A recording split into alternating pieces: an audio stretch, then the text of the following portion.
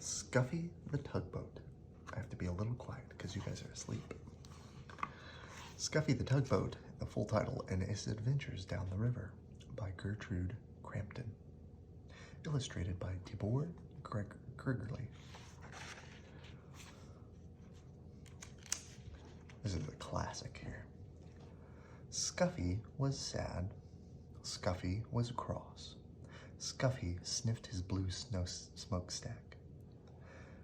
A toy store is no place for a red-painted tugboat, said Scuffy, and he sniffed his blue smokestack again. I was meant for bigger things. Perhaps you would not be cross if you went sailing, said the man with the polka dot tie, who owned the shop. So one night he took Scuffy home to his little boy. He filled the bathtub with water. Sail, little tugboat, said the little boy. I won't sail in a bathtub, said Scuffy. A tub is no place for a red-painted tugboat. I was meant for bigger things.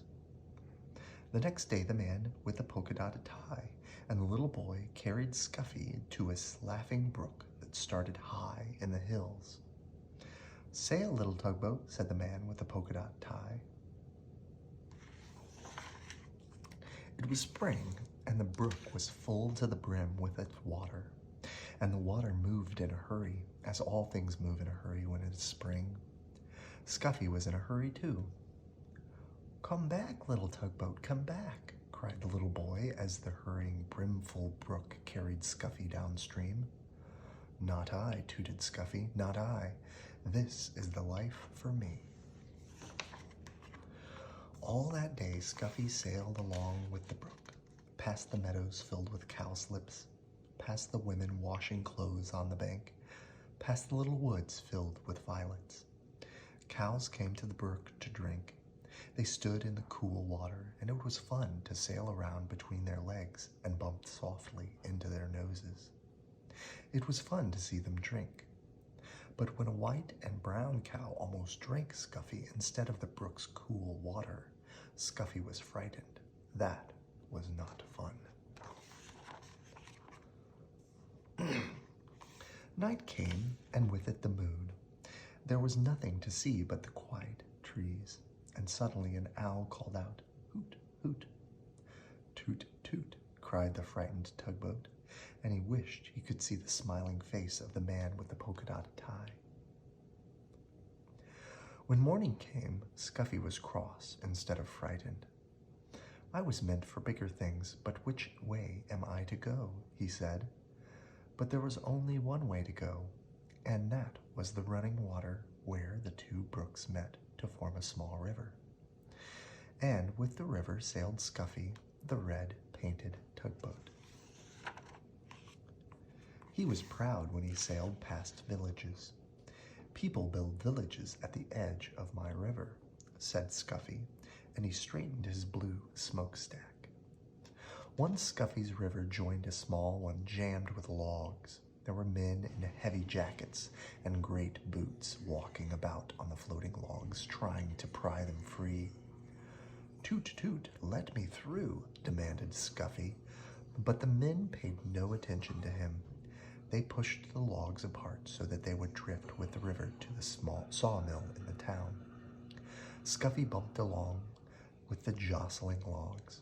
"Ouch," he cried as two logs bumped together. "This is a fine river," said Scuffy, "but it's very busy and very big for me." He was proud when he sailed under the bridges.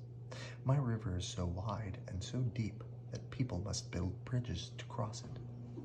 The river moved through big towns now instead of villages, and the bridges over it were very wide, wide enough so that many cars and trucks and streetcars could cross all at once. The river got deeper and deeper, and Scuffy did not have to tuck up his bottom. The river moved faster and faster. "I feel like a train instead of a tugboat," said Scuffy as he was hurried along. He was proud when he passed the old sawmill with its water wheel. But high in the hills and mountains the winter snow melted. Water filled the brooks and rushed from there into the small rivers, Faster and faster it flowed to the great river where Scuffy sailed. "There's too much water in this river," said Scuffy as he pitched and tossed on the waves. "Soon it will splash over the top, and what a flood there will be." Soon great armies of men came to save the fields and towns from the rushing water.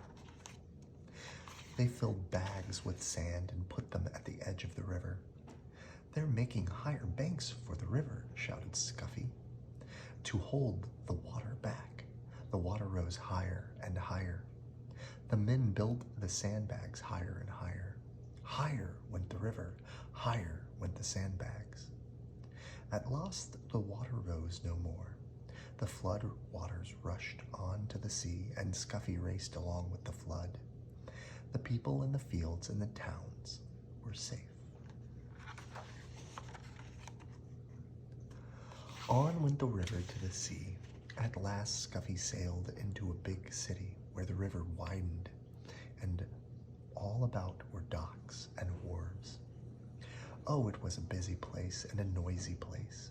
The cranes groaned as they swung the cargoes onto the great ships. The porters shouted as they carried suitcases and boxes on board. Horses stamped and trucks' motors roared. Streetcars clanged and people shouted. Scuffy said, "Toot, toot," but nobody noticed. Oh, cried Scuffy when he saw the sea. "There's no beginning and there's no end to the sea. I wish I could find the man with the polka dot tie and his little boy." Just as the little red painted tugboat sailed past the last piece of land, a hand reached out and picked him up, and there was the man with the polka dot tie with his little boy beside him. Scuffy is home now with the man with the polka dot tie and his little boy. He sails from one end of the bathtub to the other. "This is the place for the red painted tugboat," said Scuffy, "and this is the life for me." Good night. I love you.